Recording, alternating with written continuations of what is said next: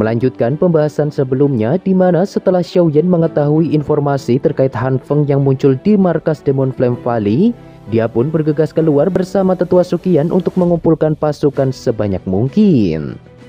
Sesampainya di depan pintu gerbang Menara Qi, Xiaoyan dan juga Tetua Suqian pun disambut oleh 4 tetua yang sudah menunggu kepulangan mereka. Di situ Xiaoyan tidak buru-buru membahas masalah Han Feng, melainkan dia meminta Tetua Suqian agar menunjukkan pot pengumpul api kepada tetua lainnya untuk menguji seberapa besar potensi yang bisa dihasilkan. Begitu pot pengumpul api ini dikeluarkan, keempat tetua pun perlahan menyalurkan doki mereka ke dalam pot tersebut. Dalam sekejap, permukaan bayi api surgawi di dalamnya pun meletus dan memancarkan gelombang doki yang langsung menembus menara pelatihan Qi Akademi Jianan. Para murid yang familiar dengan gelombang panas ini pun sontak tercengang dan tak menyangka kalau menara Qi tersebut benar-benar kembali menyala. Sementara itu, Tetua Suqian dan yang lainnya pun ikut merasa lega karena bayi api surgawi yang dibawa Xiaoyan ternyata sangat efektif. Namun karena api ini masih terlalu kecil, Tetua Suqian pun terpaksa merepotkan para tetua untuk merawatnya sampai api tersebut mampu untuk menopang menara Qi. Nah, setelah semua itu, Xiaoyan dan Tetua Suqian lantas bergegas pergi menuju aula pertemuan Akademi Jianan untuk membahas rencana penyerangan Han Feng. Tentu saja para tetua, anggota gerbang Xiao dan yang lainnya sudah lebih dulu berada di dalam aula untuk menunggu kedatangan Xiaoyan. Selang beberapa waktu, Xiao Li pun mulai menjelaskan kalau Han Feng tampaknya telah berhasil menguasai Demon Flame Valley. Meskipun sang pendiri yaitu Iblis Hantu telah mati, tetapi kekuatan Demon Flame Valley tetap tidak bisa diremehkan. Selain itu, menurut informasi yang didapat, Han Feng juga diam-diam menghubungi beberapa fraksi di wilayah Black Corner untuk membentuk sebuah aliansi. Bahkan sekte Black Emperor termasuk Old Yingsan juga terdaftar di dalamnya. Dengan kekuatan Han Feng yang telah mencapai ranah Douzong, mengembalikan koneksi lamanya di wilayah Black Corner bukanlah hal yang mustahil. Jika dia sampai berhasil membentuk aliansi dengan fraksi lainnya, maka Akademi Jianan dan Gerbang Xiao akan ditimpa masalah besar. Mengingat di pihak mereka hanya ada 2 elit Douzong, yaitu Tetua Suqian dan juga Dokter Peri Kecil. Oleh karena itu, mereka harus bisa menggagalkan rencana Han Feng sebelum semuanya terlambat. Setelah mendengar informasi yang diucapkan Xiao Li, Xiaoyan pun sedikit mengangguk dan bertanya kapan pembentukan aliansi tersebut akan dilangsungkan. Menurut Xiao Li, seharusnya Han Feng dan fraksi besar lainnya akan berkumpul di markas Demon Flame Valley esok hari.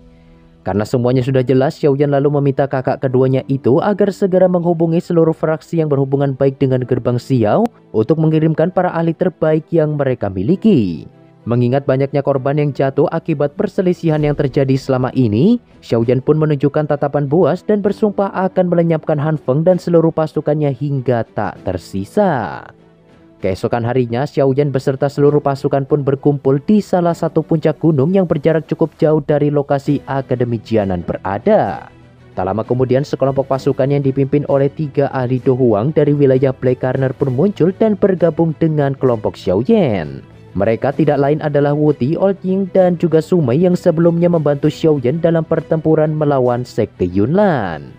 Tentu saja berita tentang Xiaoyan mengalahkan 3 tetua Demon Flame Valley serta kematian Iblis Hantu sang elit Douzong bintang 7 telah menyebar ke seluruh wilayah Black Corner. Yang dimana berita ini secara alami membuat ketiga Master Do Huang itu merasa sangat kagum dengan kemampuan Xiaoyan. Tampaknya di masa depan wilayah Black Corner benar-benar akan jatuh ke tangan Gerbang Xiao. Nah, karena semua pasukan bersedia datang, Xiaoyan yakin mereka semua pasti sudah tahu maksud dan tujuannya mengundang mereka semua di sini. Sama seperti sebelumnya, selama penyerangan ini sukses, maka Xiaoyan pasti akan memberikan hadiah yang memuaskan kepada setiap orang yang berpartisipasi. Kelompok ahli yang hadir pun sontak tersenyum dan menjawab dengan sopan begitu kata-kata Xiaoyan itu terdengar. Dengan reputasi Xiaoyan saat ini, semua orang tentu tidak berani mengejeknya. Terlebih dengan kemampuan alkemi Xiaoyan yang telah mencapai tingkat 6, mereka jelas menyadari keuntungan seperti apa yang bisa didapatkan jika penyerangan ini berhasil. Oleh karena itu, semua orang tidak berpikir 2 kali dan langsung setuju begitu mendapat undangan kerjasama yang dikirimkan oleh Gerbang Xiao. Setelah mendengar dukungan penuh semangat yang terus menggema, Xiaoyan pun sedikit tersenyum dan bergegas memimpin sekelompok pasukan tersebut menuju markas Demon Flame Valley. Begitu Xiaoyan melakukan pergerakan, Tetua Suqian, Dokter Peri Kecil, serta para pemimpin pasukan di belakang pun ikut bergerak. Sumai dan ahli lainnya pun semakin percaya diri ketika melihat ada dua elit Dozong yang mendukung Xiao Yan. Jika ditambahkan dengan kekuatan Xiao Yan sendiri, mereka setidaknya mampu menahan 3 elit Dozong dari pihak lawan. Dengan line up semacam ini, tampaknya hari ini Demon Flame Valley akan benar-benar dimusnahkan dari muka bumi.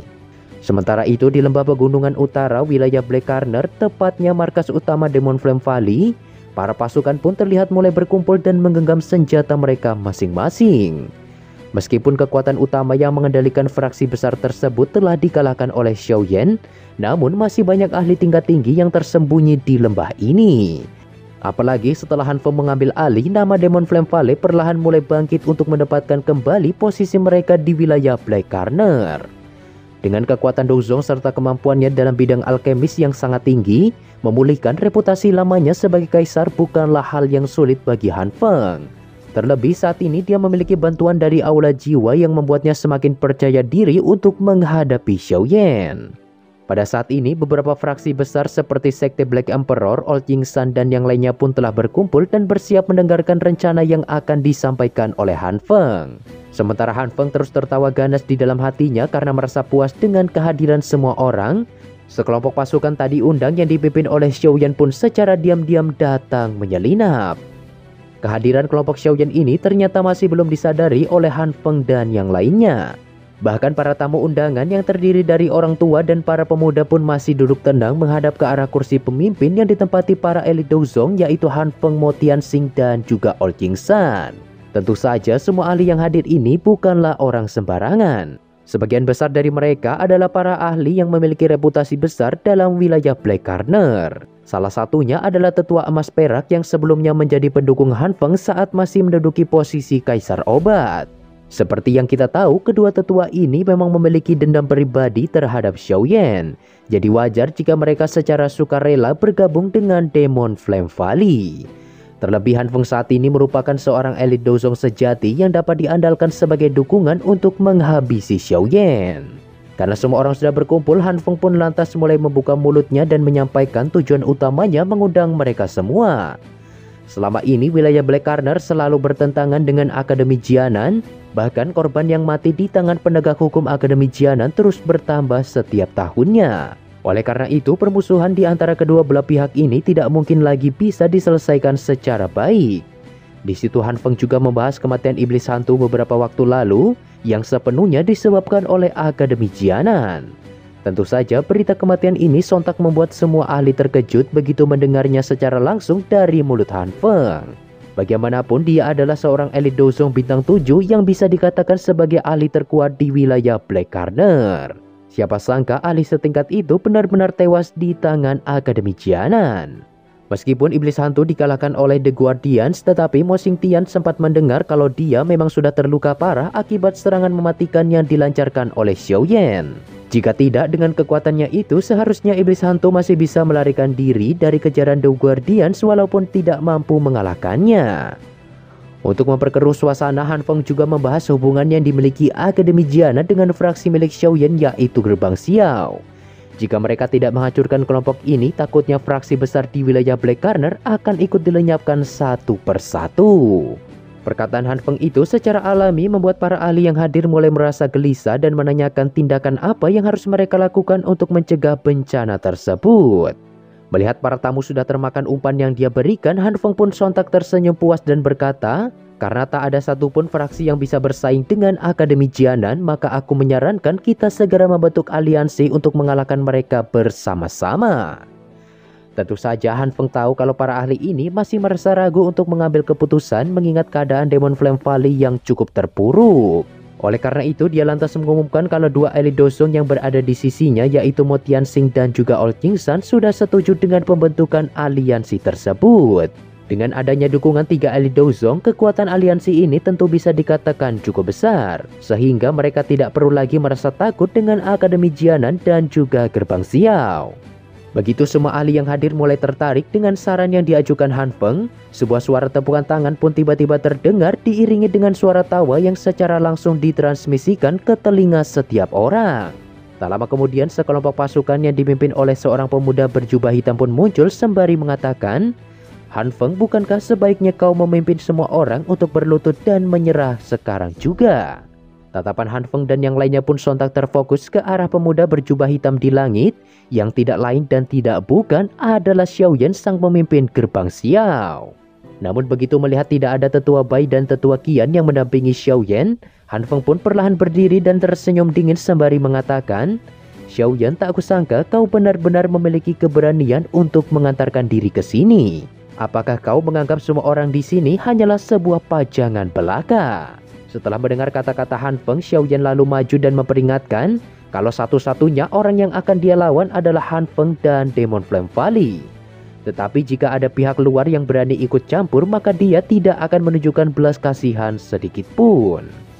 Niat membunuh pun seketika melonjak di wajah Han Feng, diikuti dengan munculnya aura Doqi yang sangat mendominasi. Dengan kehadiran Mo Xingtian dan juga Old Yingsan, generasi muda seperti Xiaoyan tidak layak untuk bertindak sombong. Jika kau bijaksana, kau seharusnya menyerahkan cairan body dan pergi dari tempat ini. Tatapan Xiaoyan pun dengan cepat beralih ke arah dua sosok di samping Han Feng dan bertanya dengan suara tegas, apakah mereka berdua benar-benar berencana untuk berpihak kepada si pengkhianat Han Feng? Kedua elit Dozong ini pun tampak sedikit termenung dan mengatakan kalau Han Feng telah berjanji memberikan cairan body kepada mereka setelah pertempuran ini berakhir. Oleh karena itu mereka pun tidak bisa menolak dan akhirnya setuju untuk bergabung. Tetapi selama Xiaoyan bersedia menyerahkan cairan body, maka Mo Xingtian dan juga Old Yingsan dengan senang hati akan meninggalkan medan tempur dan berjanji tidak akan ikut campur permasalahan tersebut. Tentu saja Xiaoyan tidak memberikan komentar sedikit pun terkait tawaran yang baru saja diucapkan oleh kedua elit Dozong itu. Bagaimanapun cairan body merupakan unsur penting yang sangat dibutuhkan untuk membantu dokter peri kecil mengendalikan tubuh racun miliknya. Oleh sebab itu mustahil bagi Xiaoyan untuk menyerahkan benda tersebut. Tampaknya kali ini pertempuran sengit di antara mereka sudah tidak bisa lagi untuk dihindari.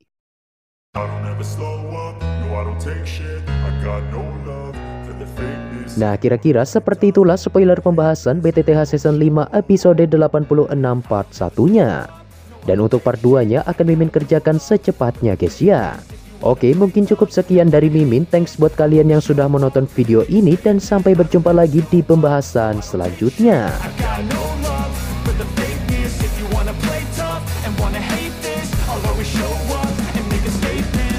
I do, so instinctive and so passionate. Every word I move, so descriptive like an adjective. I got a vendetta against people who patented being negative when you should be getting after it.